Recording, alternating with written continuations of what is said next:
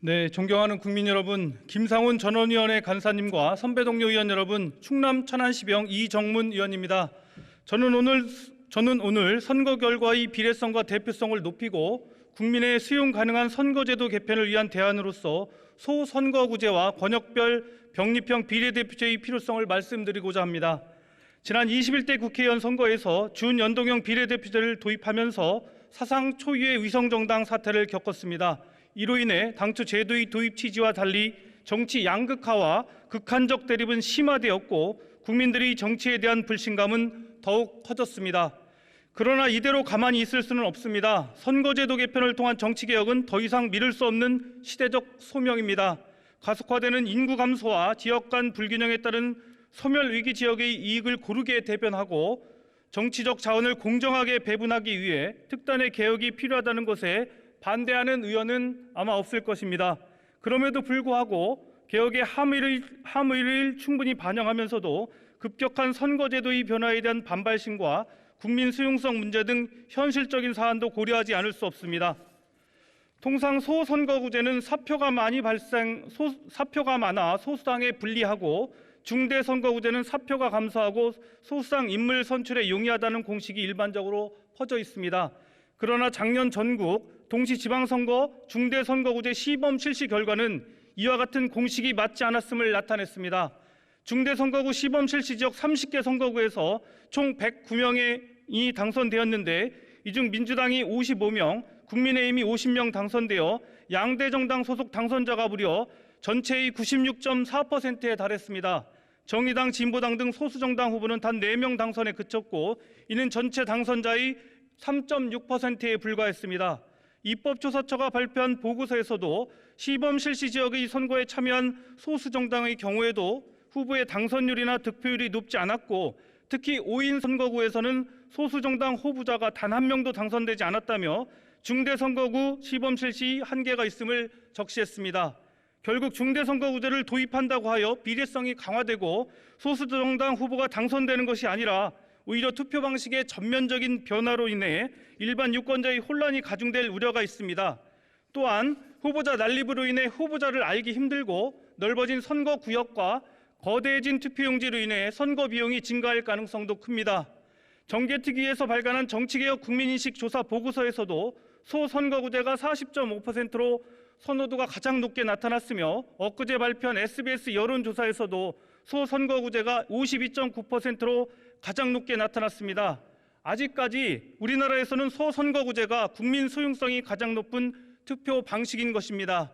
또한 우리나라처럼 정부 형태가 대통령제인 나라들 대부분이 소선거구제를, 의원내각제인 경우에는 중대선거구제를 선택하고 있는 것은 주어진 정치 환경에 걸맞는 투표 방식이 분명 있다는 것을 나타냅니다. 결국 국민 수용성이 가장 높고 대통령제에 적합한 소선거구제를 선택하되 중요한 것은 어떤 소선거구제를 선택하느냐라는 것입니다. 저는 국민이 수용 가능한 선거제도 하에서 비례성을 높이고 지역주의 정당 구도를 완화할 수 있는 가장 현실적인 방안은 권역별 비례대표제를 도입하는 것이라 생각합니다. 정개특위 공청회에 출석했던 4분의 전문가 중 3분도 소선거구제를 유지하면서 권역별 비례대표의 숫자에 따라 비례성 증진 효과가 달라질 수 있다는 의견을 제시하였습니다. 권역별 비례대표제 도입을 통해 13지역에서 비례대표 당선인을 배출하여 권역별로 다양한 정당 소속 의원 선출이 가능합니다.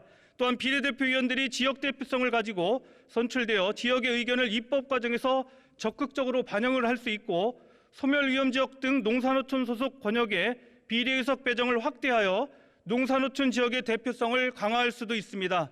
현재 권역 구분과 관련한 다양한 개정안들이 있습니다. 치열한 토론과 고민을 통해 인구, 행정구역 지리적 여건, 교통, 생활문화권 등을 두루 고려하여 국민들의 정치적 의사를 가장 잘 반영할 수 있는 권역 배분이 이루어져야 합니다.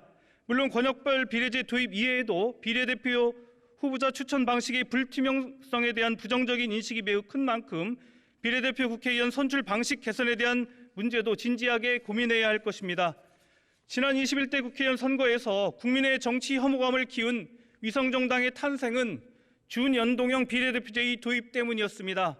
그렇지만 아이러니하게 위성정당이 없었어도 준연동형제가 현재의 거대 양당 구도를 깰 만큼 극적인 정치 지형의 변화를 가져오지 못했을 것이라는 사실은 또 한 번 우리를 허탈하게 합니다.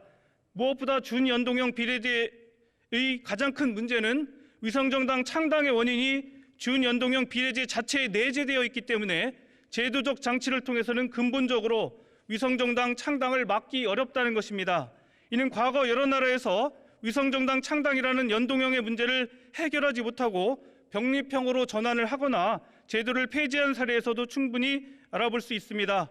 또한 연동형의 경우 우리나라처럼 지역주의가 첨예한 상황에서는 오히려 특정 지역에서 특정 정당이 아예 비례의석을 얻지 못하는 경우가 발생할 수도 있습니다.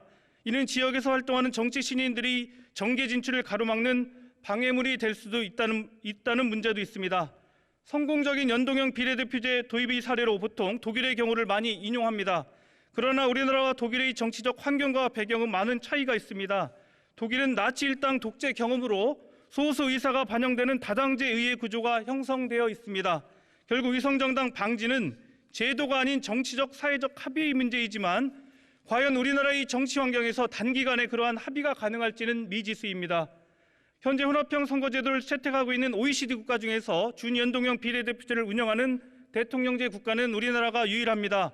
왜 이렇게 많은 나라들이 비례대표 국회의원을 선출할 때 준연동형이 아닌 병립형을 선택하는지도 유념할 필요가 있습니다.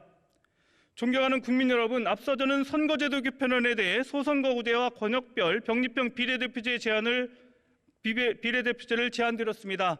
그러나 중요한 것은 제도가 무엇인지보다 제도를 어떻게 운영할지입니다. 먼저 권역별 비례대표 국회의원을 선출할 때 의원 정수 배분 기준은 지역구 의석수가 아니라 권역별 인구수를 기준으로 할 필요가 있습니다. 또한 수도권을 제외한 지역에 대해서는 인구 가중치를 부여하여 비수도권의 정치적 대표성을 강화하고 발언 시간이 초과되어 마이크가 꺼진 상태입니다. 어떠한 선거 제도도 완벽할 수는 없습니다. 그러나 정치공학이 아닌 정치개혁을 위해서 우리 함께 지혜를 모은다면 더 나은 미래를 향해 조금 더 전진할 수 있으리라 믿습니다. 경청해 주셔서 감사합니다.